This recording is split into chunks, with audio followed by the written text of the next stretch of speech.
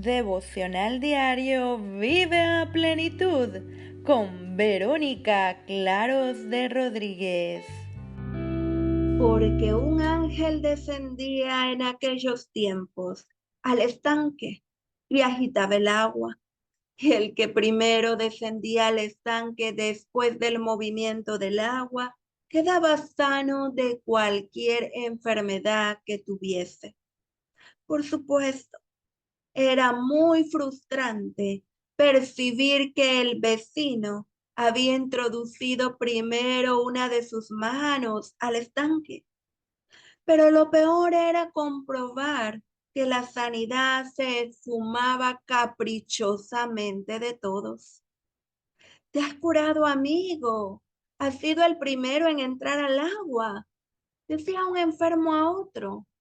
No, sigo con mi malestar, respondía. Tal vez el ángel, el que remueve las aguas, se ha enfadado con nosotros, replicaba. Lo interesante es que estamos hablando del pueblo de Israel, depositario de las escrituras y de la esperanza mesiánica. Pero, ¿por qué iba el pueblo elegido a buscar la sanidad a un estanque? ¿Acaso no tenían un Dios poderoso que había prometido ser su sanador? Éxodo capítulo 15, versículo 26 dice,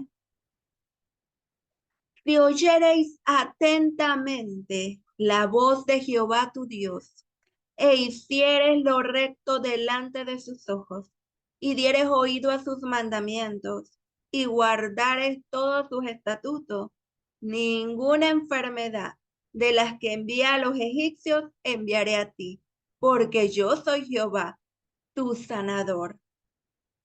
¿Qué estaba pasando con su fe en las promesas bíblicas para el pueblo de Israel? La respuesta es evidente. La gente no las conocía. Los sacerdotes hebreos estaban dedicados a otros asuntos, menos a alimentar espiritualmente a la población. Estaban inmersos en discusiones doctrinales, alegatos por el modo de vivir la religión judía y aún más preocupados por derrotar a sus adversarios políticos en el mundo de las jerarquías.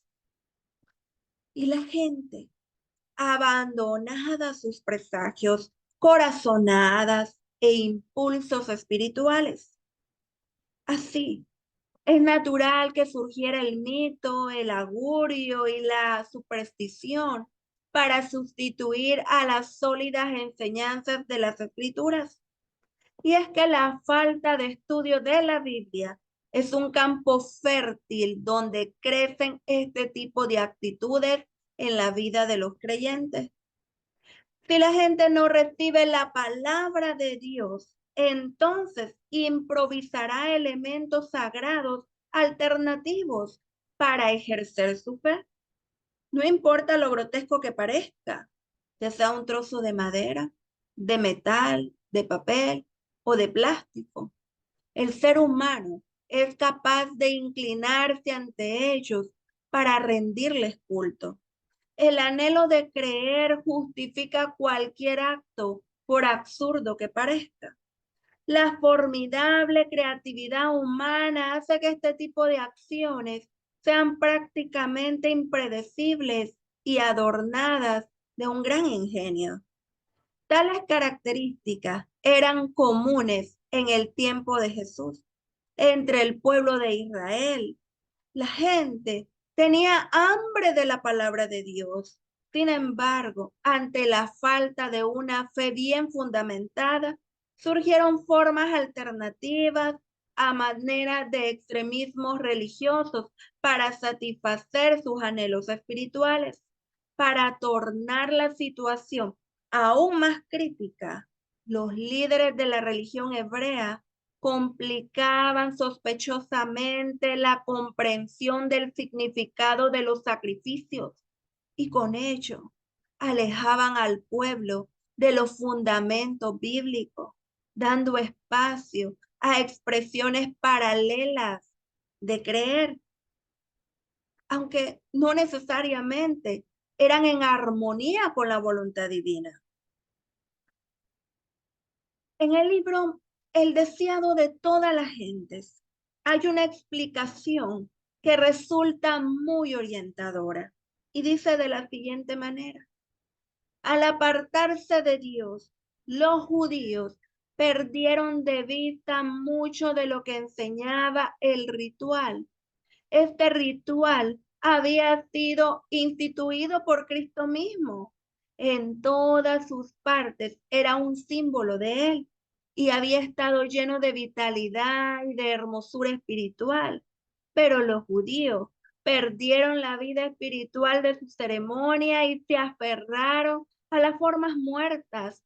Confiaban en los sacrificios y méritos mismos en lugar de confiar en aquel a quien esto señalaba.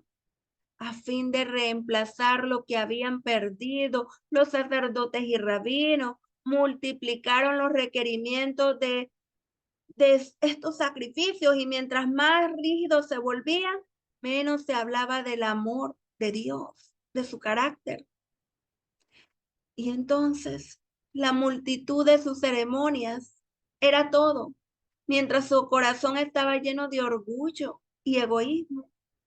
La religión judía se había contaminado con muchas formalidades y es posible que existieran intentos sinceros de cambiar las cosas, pero no resultaban suficientes.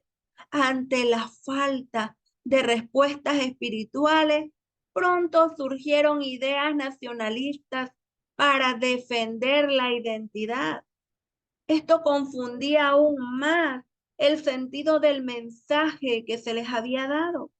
La pasión religiosa se fue fusionando con los movimientos políticos, una combinación muy peligrosa, porque aunque los judíos deseaban el advenimiento del Mesías, no tenían un verdadero concepto de su misión.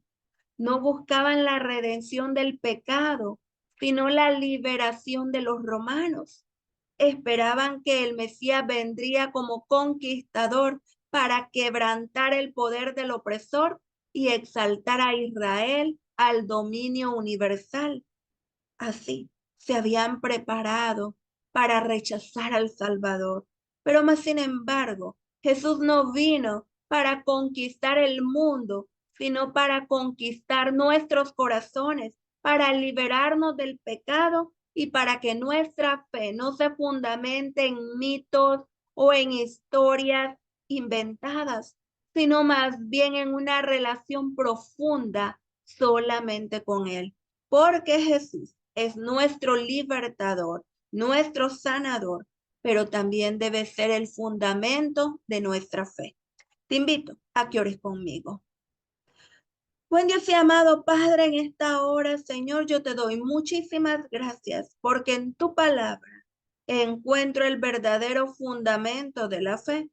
Ayúdame, Señor, a no tener que desprenderme de estudiar y meditar tu palabra cada día para caer, Señor, en los engaños del enemigo, creyendo fábulas, creyendo en líderes religiosos o políticos, sino más bien que mi fe se fundamente solamente en ti. Gracias, Jesús, por tu palabra santa, por tu palabra que se mantiene siempre recta, que no cambia. En el nombre de Jesús te lo agradezco todo. Amén y amén. Escudriña la palabra de Dios. Busca en ella la evidencia para tu fe. No necesitas creer en nadie más, ni en fábulas ni mitos, para que puedas vivir a plenitud.